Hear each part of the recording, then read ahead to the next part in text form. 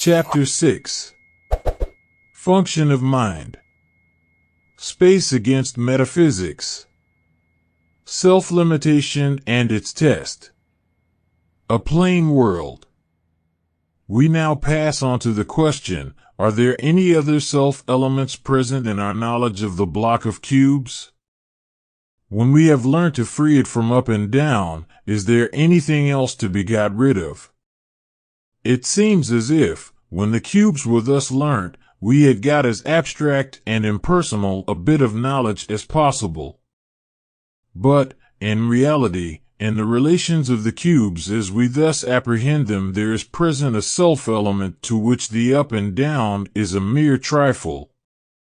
If we think we have got absolute knowledge, we are indeed walking on a thin crust in unconsciousness of the depths below. We are so certain of that which we are habituated to, we are so sure that the world is made up of the mechanical forces and principles which we familiarly deal with, that it is more of a shock than a welcome surprise to us to find how mistaken we were. And after all, do we suppose that the facts of distance and size and shape are the ultimate facts of the world? Is it in truth made up like a machine out of mechanical parts?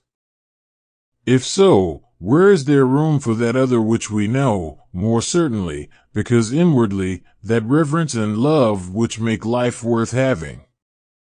No, these mechanical relations are our means of knowing about the world. They are not reality itself, and their primary place in our imaginations is due to the familiarity which we have with them, and to the peculiar limitations under which we are. But I do not for a moment wish to go in thought beyond physical nature. I do not suppose that in thought we can. To the mind it is only the body that appears, and all that I hope to do is to show material relations, mechanism, arrangements. But much depends on what kind of material relations we perceive outside us. A human being, an animal, and a machine are to the mind all merely portions of matter arranged in certain ways. But the mind can give an exhaustive account of the machine, account fairly well for the animal, while the human being it only defines externally, leaving the real knowledge to be supplied by other faculties. But we must not underestimate the work of the mind, for it is only by the observation of and thought about the bodies with which we come into contact that we know human beings. It is the faculty of thought that puts us in a position to recognize a soul. And so, too, about the universe, it is only by correct thought about it that we can perceive its true moral nature. And it will be found that the deadness which we ascribe to the external world is not really there, but is put in by us because of our own limitations. It is really the self-elements in our knowledge which make us talk of mechanical necessity, dead matter. When our limitations fall, we behold the spirit of the world like we behold the spirit of a friend, something which is discerned in and through the material presentation of a body to us. Our thought means are sufficient at present to show us human souls, but all except human beings is, as far as science is concerned, inanimate. One self-element must be got rid of from our perception, and this will be changed. The one thing necessary is, that in matters of thinking we will not admit anything that is not perfectly clear, palpable, and evident. On the mind the only conceivable demand is to seek for facts. The rock on which so many systems of philosophy have come to grief is the attempt to put moral principles into nature. Our only duty is to accept what we find. Man is no more the center of the moral world than he is of the physical world. Then relegate the intellect to its right position of dealing with facts of arrangement. It can appreciate structure, and let it simply look on the world and report on it. We have to choose between metaphysics and space thought.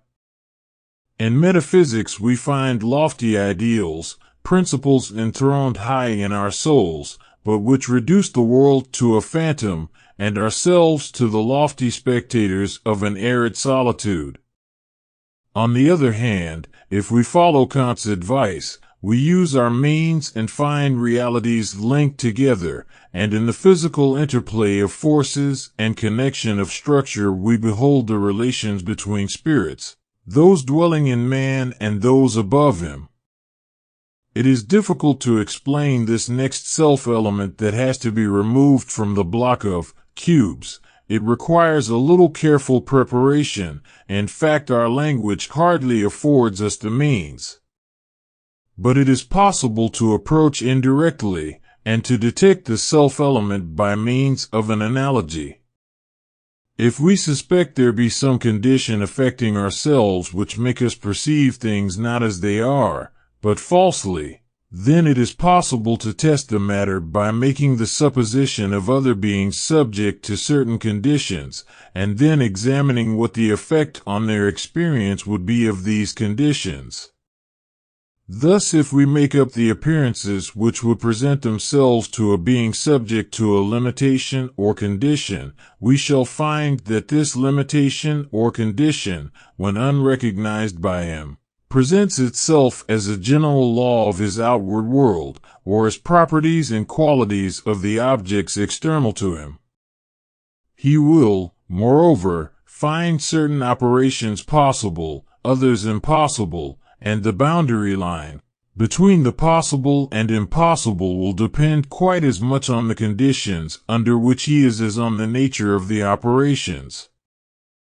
And if we find that in our experience of the outward world there are analogous properties and qualities of matter, analogous possibilities and impossibilities, then it will show to us that we in our turn are under analogous limitations, and that what we perceive as the external world is both the external world and our own conditions. And the task before us will be to separate the two. Now the problem we take up here is this: to separate the self-elements from the true fact. To separate them not merely as an outward theory and intelligent apprehension, but to separate them in the consciousness itself, so that our power of perception is raised to a higher level. We find out that we are under limitations. Our next step is to so familiarize ourselves with the real aspect of things that we perceive like beings not under our limitations. Or more truly, we find that inward soul, which itself not subject to these limitations, is awakened to its own natural action, when the verdicts conveyed to it through the senses are purged of the self-elements introduced by the senses. Everything depends on this. Is there a native and spontaneous power of apprehension, which springs into activity when we take the trouble to present to it a vice from which the self-elements are eliminated? About this everyone must judge for himself. But the process whereby this inner vision is called on is a definite one. And just as a human being placed in natural human relationships finds in himself a spontaneous motive towards the fulfillment of them, discovers in himself a being whose motives transcend the limits of bodily self-regard, so we should expect to find in our minds a power which is ready to apprehend a more absolute order of fact than that which comes through the senses. I do not mean a theoretical power. A theory is always about it, and about it only. I mean an inner view, a vision whereby the seeing mind as it were identifies itself with the thing seen. Not the tree of knowledge, but of the inner and vital sap which builds up the tree of knowledge. And if this point is settled, it will be of some use in answering the question, what are we? Are we then bodies only? This question has been answered in the negative by our instincts. Why should we despair of a rational answer? Let us adopt our space thought and develop it. The supposition which we must make is the following. Let us imagine a smooth surface, like the surface of a table, but let the solid body at which we are looking be very thin, so that our surface is more like the surface of a thin sheet of metal than the top of a table. And let us imagine small particles, like particles of dust, to lie on this surface, and to be attracted downwards so that they keep on the surface. But let us suppose them to move freely over the surface. Let them never in their movements rise one over the other. Let them all singly and collectively be close to the surface.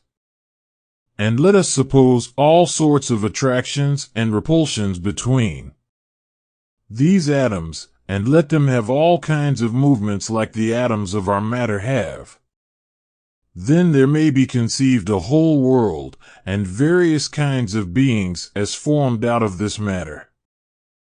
The peculiarity about this world and these beings would be that neither the inanimate nor the animate members of it would move away from the surface. Their movements would all lie in one plane, a plane parallel to and very near the surface on which they are. And if we suppose a vast mass to be formed out of these atoms, and to lie like a great round disk on the surface, compact and cohering closely together, then this great disk would afford a support for the smaller shapes, which we may suppose to be animate beings.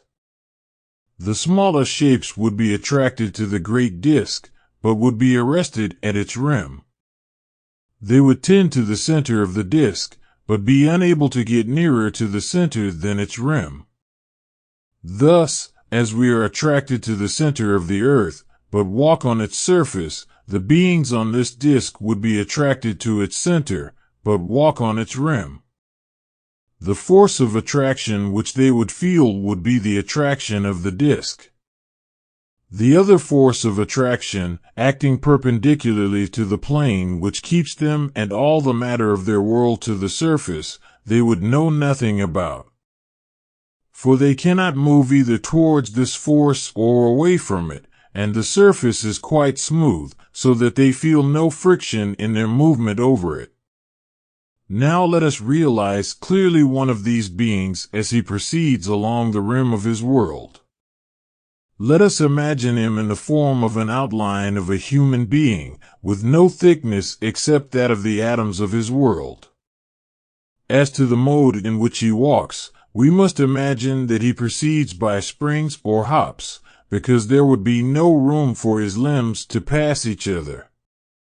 Imagine a large disk on the table before you, and a being, such as the one described, proceeding round it. Let there be small movable particles surrounding him, which move out of his way as he goes along, and let these serve him for respiration. Let them constitute an atmosphere. Forwards and backwards would be to such a being direction along the rim, the direction in which he was proceeding and its reverse. Then up and down would evidently be the direction away from the disk center and towards it. Thus backwards and forwards, up and down, would both lie in the plane in which he was. And he would have no other liberty of movement except these. Thus the words right and left would have no meaning to him. All the directions in which he could move, or could conceive movement possible, would be exhausted when he had thought of the directions along the rim and at right angles to it, both in the plane. What he would call solid bodies would be groups of the atoms of his world cohering together.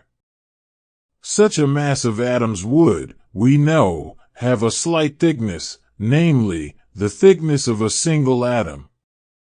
But of this he would know nothing. He would say, a solid body has two dimensions, height and thickness. Thus a solid would be a two-dimensional body, and a solid would be bounded by lines. Lines would be all that he could see of a solid body. Thus one of the results of the limitations under which he exists would be that he would say, there are only two dimensions in real things. In order for his world to be permanent, we must suppose the surface on which he is to be very compact, compared to the particles of his matter, to be very rigid, and, if he is not to observe it by the friction of matter moving on it, to be very smooth. And if it is very compact with regard to his matter, the vibrations of the surface must have the effect of disturbing the portions of his matter, and of separating compound bodies up into simpler ones. Another consequence of the limitation under which this being lies would be the following: if we cut out from the corners of a piece of paper two triangles, ABC and a BC, and suppose them to be reduced to such a thinness that they are capable of being put onto the imaginary surface, and of being observed by the flat being like other bodies known to him, he will, after studying the bounding lines, which are all that he can see or touch, come to the conclusion that they are equal and similar in every respect, and he can conceive the one occupying the same space as the other occupies, without its being altered in any way.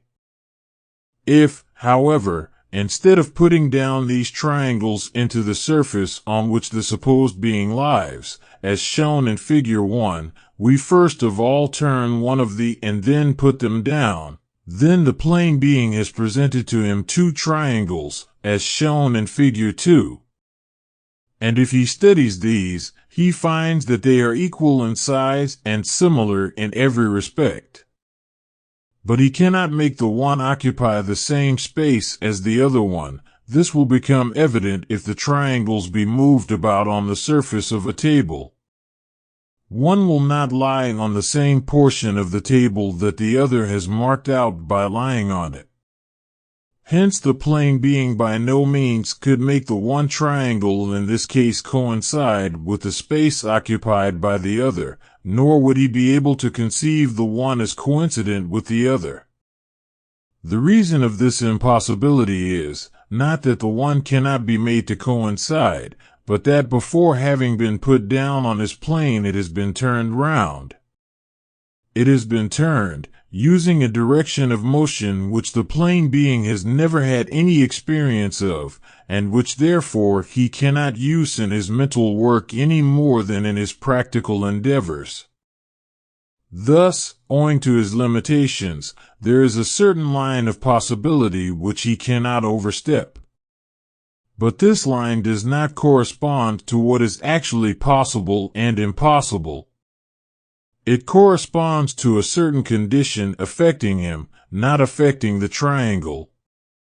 His saying that it is impossible to make the two triangles coincide is an assertion, not about the triangles, but about himself. Now, to return to our own world. No doubt there are many assertions which we make about the external world which are really assertions about ourselves.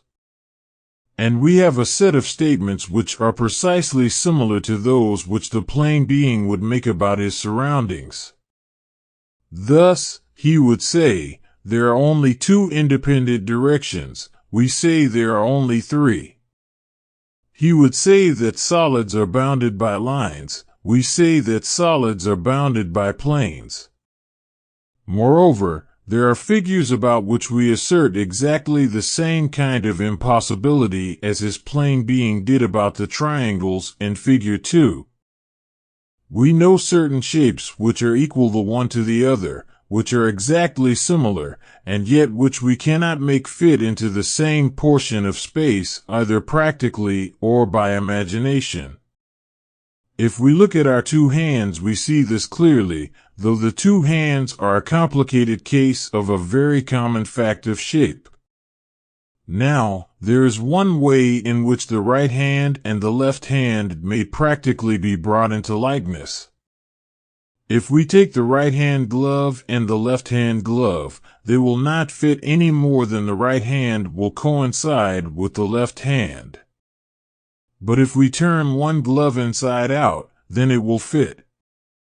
Now, to suppose the same thing done with the solid hand as is done with the glove when it is turned inside out, we must suppose it, so to speak, pulled through itself. If the hand were inside the glove all the time, the glove was being turned inside out. Then, if such an operation were possible, the right hand would be turned into an exact model of the left hand. Such an operation is impossible. But curiously enough, there is a precisely similar operation which, if it were possible, would, in a plane, turn the one triangle in figure 2 into the exact copy of the other. Look at the triangle in figure 2, ABC, and imagine the point A to move into the interior of the triangle and to pass through it, carrying after it the parts of the lines AB and AC to which it is attached. We should have finally a triangle ABC, which was quite like the other of the two triangles of BC in figure 2. Thus we know the operation which produces the result of the pulling through is not an impossible one when the plane being is concerned. Then may it not be that there is a way in which the results of the impossible operation of pulling a hand through could be performed? The question is an open one.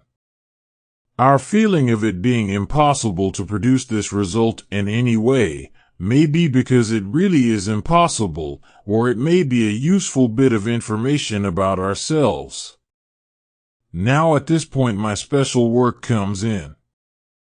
If there be really a four-dimensional world, and we are limited to a space or three-dimensional view, then either we are absolutely three-dimensional with no experience at all or capacity of apprehending four-dimensional facts, or we may be, as far as our outward experience goes, so limited. But we may really be four-dimensional beings whose consciousness is by certain undetermined conditions limited to a section of the real space. Thus we may really be like the plane beings mentioned above, or we may be in such a condition that our perceptions, not ourselves, are so limited. The question is one which calls for experiment. We know that if we take an animal, such as a dog or cat, we can by careful training, and by using rewards and punishment, make them act in a certain way, in certain defined cases, in accordance with justice. We can produce the mechanical action. But the feeling of justice will not be aroused, it will be but a mere outward conformity. But a human being, if so trained, and seeing others so acting, gets a feeling of justice. Now, if we are really four-dimensional, by going through those acts which correspond to a four-dimensional experience, we shall obtain an apprehension of four-dimensional existence, not with the outward eye, but essentially with the mind.